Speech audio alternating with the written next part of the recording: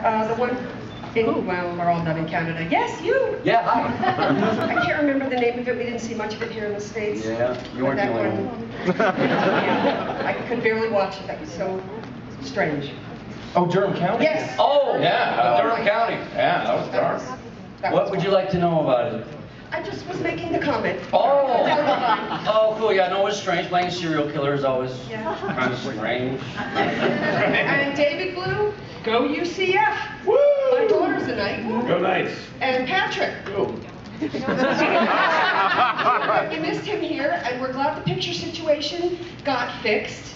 And what's next for all you guys? What picture situation? Well, it took a while for your pictures to come up, for us to be able to buy pictures. Oh, yeah, thank you. That's right. Yeah, there was a little mix-up there as far as my Dragon Con involvement. Thank you so much. Did it confuse you with someone else, like they did with Jen Spence? No, I get a lot of emails from people. They're like, "Dear Peter." There's a funny story. We went to the Leos in Canada because we got nominated for a whole bunch of stuff, and Jen Spence and Julia Benson were nominated for Best Actress. And they show a little clip at award shows, and they showed like, Julia Benson, and they show her clip, and they go Jennifer Spence, and they show a clip of Ming Na. To this day, I don't know if it was a mistake or they're just racist. And Julia won, so I was telling Ming Na that I'm like, clearly you're not a good enough actress, Ming Na. Play Jennifer Spence. What's next for you, Louie? What are you doing? Oh, well, I just spent a fantastic month with my pride and joys, my kids. So I do a thing called Camp Dad, and it was our 10th anniversary, so I've enjoyed that. My daughter just went back to Toronto where she resides. I have full custody of my son, Hayden. So that's been sort of the summertime, and I'm just waiting here on a couple of projects right now. David? I'm working on 2 movies right now. I just finished on this thing called White Room. I don't know if any of you guys know it. It's with Roddenberry Productions, actually. And it's myself, Breckin Meyer, Rachel True, Mylan from Teen Unicorn, Tamlin Tamita, who was awesome. She was Karate Kid and everything else in the world. She was Ming Na, actually. Enjoyed that club. What'd you do in Karate? Babylon. In the second one, she was the 11? Yeah. Anyway, it's a really cool little thing. They shot with a 360-degree camera, and they're going to be doing it at festivals and also showing it in places where you can watch something that was shot with 360-degree camera. And I'm also doing a small role in this independent with Jamie Lynn Sigler, Elliot Gould, and Paul Torino. You get to work with Elliot Gould? Elliot Gould. Yeah. It's a fun little romp. Yeah. Other than that, I don't know. It's actually really slow in LA. Oh, it's dead in Vancouver. Really? Well, yeah. Yeah. Because everything was canceled. Everything. Stalin S. Purge, Eureka, Smallville. Yeah.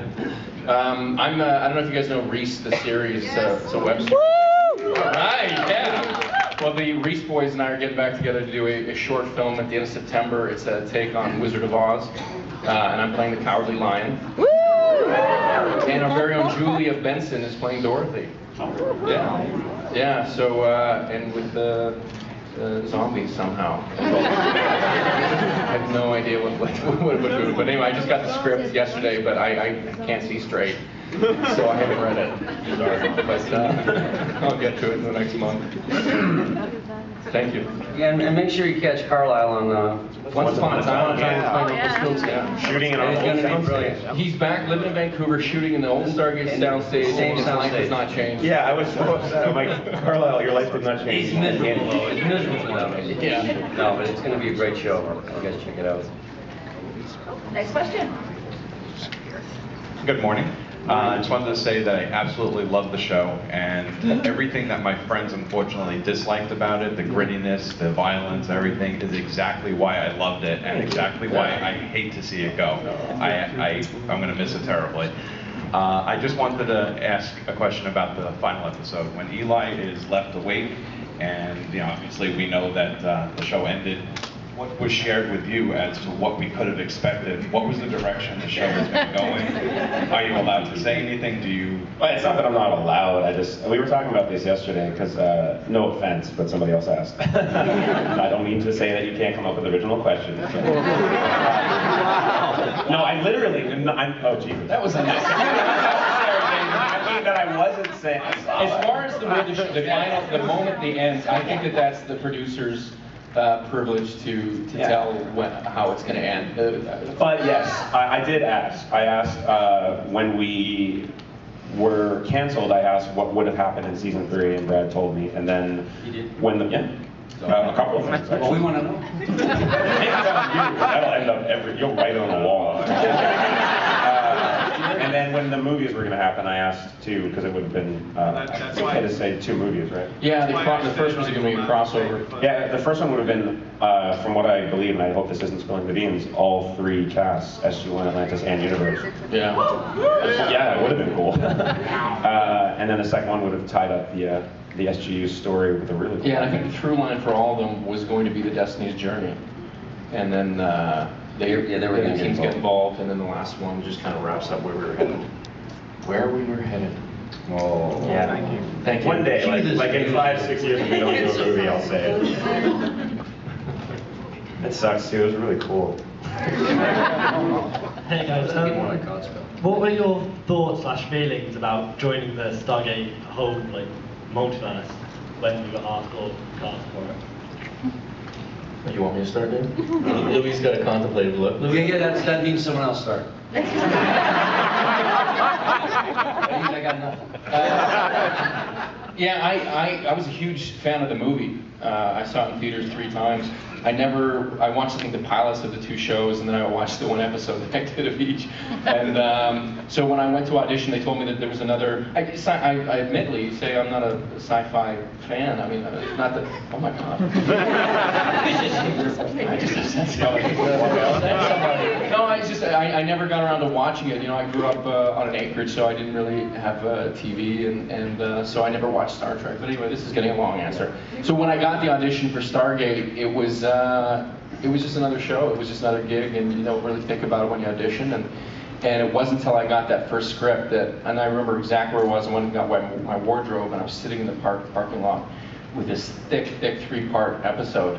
And I sat there and read the whole thing in one sitting in the parking lot because it was so different from what I had come to expect from Stargate.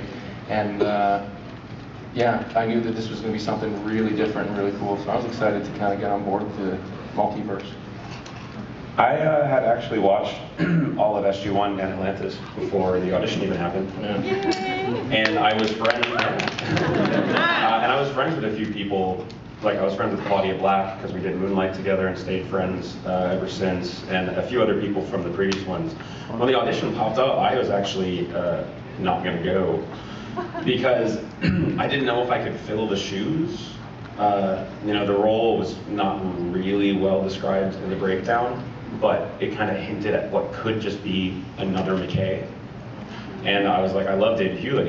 He made the show for me. And I was like, I can't fill this. But in the end, reading the script, it was so completely different and such a challenge. And I liked that they were taking things in a new direction and taking a big risk. And in the end, actually, Claudia gave me a lot of advice about it. And yeah, it was just a project. I think at the end of the day, it was the people involved and the scripts that just drew all of us in. It was fun. And to come into an existing franchise is a kind of a benefit. Yeah, you have a lot of pressure on you because there's a lot of expectations, but at the same time, you have people who are guaranteed going to at least watch the first episode because they're curious and then hate you. Then the ones that stick around. For me, hello. For me, it was, you know, I've been around at that point 23 years. I'd done 11 series, and I always try to do something that's different. I had never done a sci-fi show per se, but my concern that I initially had passed was that it was, I didn't want to do the 3rd installment of the same show. So when I talked to Robert and Brad and heard that they were taking it in a different direction, I thought that was incredibly courageous of them. We see a lot of shows just being repeated. And just from the perspective of being a performer, an actor, that's not as much of a draw to it as something uniquely different, going a different way. And so for me, that was the draw between that perspective and also an actor like Robert Carlyle, who I consider to be a great actor. I wanted to work with him, and that's how it worked for me. Serious answer. Yeah, serious. Quick part.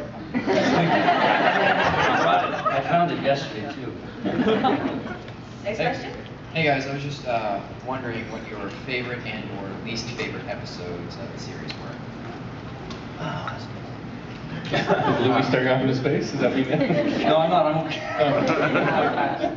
I'll be quick. My very favorite moment ever, and I keep saying this in interviews, is when Young puts Riley down.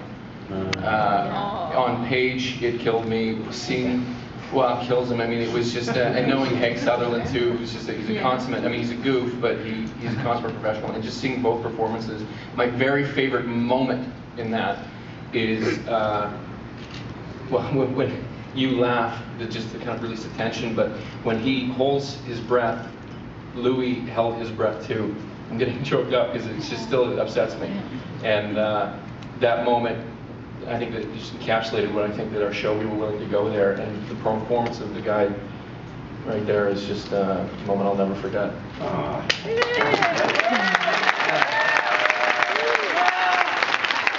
favorite character is Patrick Gilmore. I find that anything he does, is genius. If you see the arc from how he started to where he ended, it's I'm getting a little choked up. Right over there. You know what I loved? I loved when we had that whole arc with the. Help me out with the episode where we find ourselves in the. Epilogue and There's 3 or 4 episodes in a row. Common Descent and Epilogue. Yeah, Common Descent and Epilogue. We find that basically I really like the last 10 episodes of the season 2. Least favorite. It's such a I don't know why we need to talk about that. I'm actually gonna adjust the question kind of like you did and say one of my favorite moments. I don't think I told you this. I might have texted you when I watched it.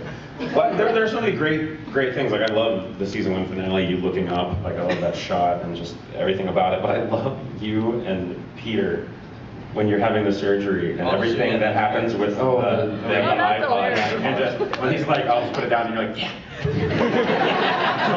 I watched it like 4 times in a row. On the script, on the page, it read like he plays the wrong song, tries to change it, or turns it off, sort of thing. But in the rehearsal, Peter, who's a stand-up comedian, they just let him go in the rehearsal, and it went on and on. And batteries are falling, it's rolling across the floor, and he does that awkward thing where he.